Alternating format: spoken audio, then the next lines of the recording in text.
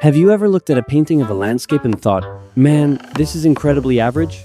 Well, back in 1907, a young Austrian boy with a very questionable mustache submitted his portfolio to the Academy of Fine Arts in Vienna. He was confident. He was ready to become the next big thing in the art world. But the admissions board took one look at his stiff, lifeless paintings, realized he could not draw a human face to save his life, and hit him with a massive, fat rejection letter. Now, normally, when someone fails art school, they cry a little, switch their major to business, and move on. But this guy, he decided to take it entirely too personally. And that single rejection letter basically set the stage for the most catastrophic, explosive, and terrifying event in human history. So, let us rewind a bit and see how a grumpy art school reject managed to burn down half the world. Adolf was born in Austria to a father who was a strict, short-tempered customs official. His father basically wanted Adolf to follow in his extremely boring footsteps and become a government bureaucrat. And Adolf was like, absolutely not. I am going to be a famous artist. This led to a lot of intense family shouting matches.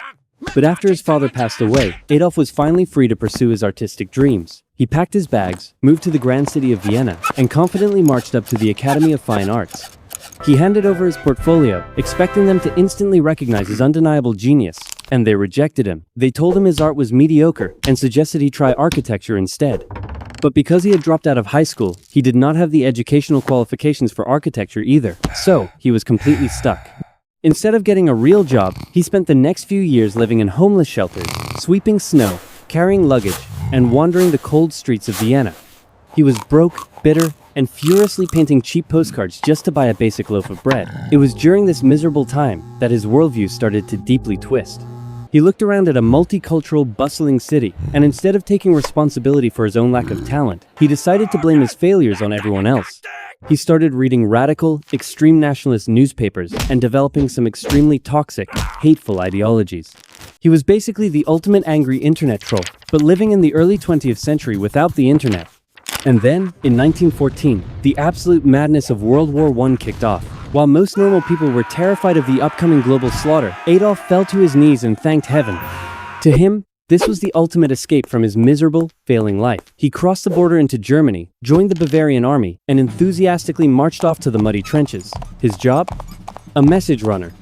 This meant he literally had to run across the open, exploding battlefield, dodging bullets, artillery shells, and flying debris, just to deliver sticky notes from one trench to another.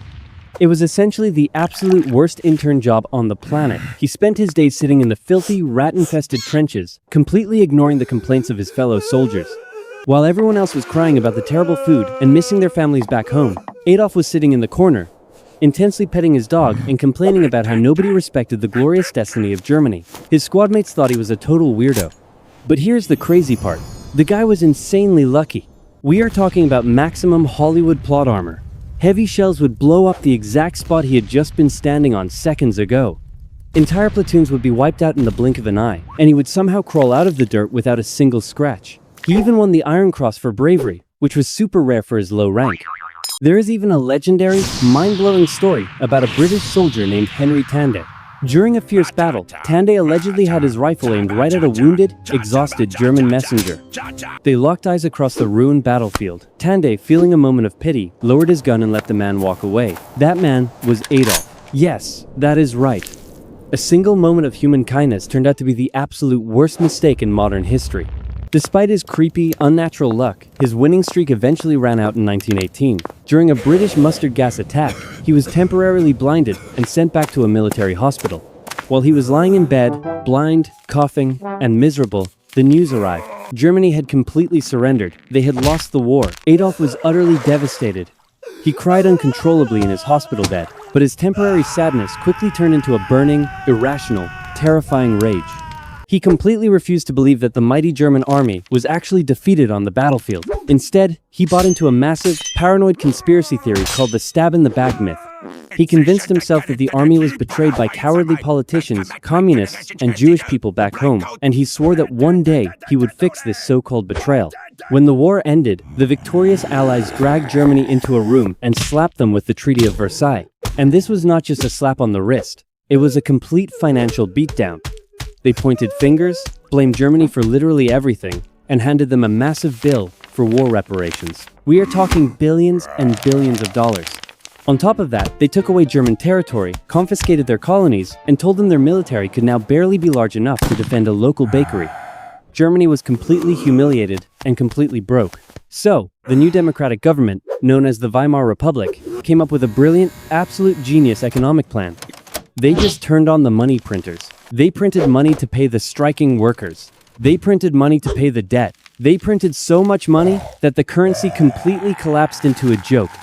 This was the era of hyperinflation. And when I say hyperinflation, I mean total economic comedy. If you walked into a cafe and ordered a cup of coffee, the price would literally double by the time you finished drinking it. Money became completely worthless. People were taking wheelbarrows full of cash just to buy a single loaf of bread. In fact, there is a famous story where a woman left her wheelbarrow of cash outside a bakery. When she came back, robbers had stolen the wheelbarrow and just dumped the massive pile of cash on the street. It was cheaper to burn stacks of money in your fireplace than to actually buy firewood. Kids were literally building giant toy castles out of bundled cash in the streets. The entire country was starving, humiliated, and descending into absolute chaos. They had hit rock bottom. The German people were angry, desperate, and looking for someone, anyone, to blame for their miserable situation. They needed a loud voice to tell them what they wanted to hear. And right in the middle of all this chaotic misery, our recently unemployed army veteran with the ridiculous, totally questionable mustache was wandering around Munich. He was still furious about the war. He was still holding grudges, and one evening, he walked into a crowded, smoky beer hall. He saw a stage. He saw an angry crowd. He stepped right up, grabbed the microphone, and prepared to speak. What exactly did he say? Did he just do some terrible stand-up comedy? Or did he accidentally launch the most disastrous political takeover in history? You will have to find out next time. Do not forget to subscribe to the channel, smash that like button, and leave a comment below. See you in part 2.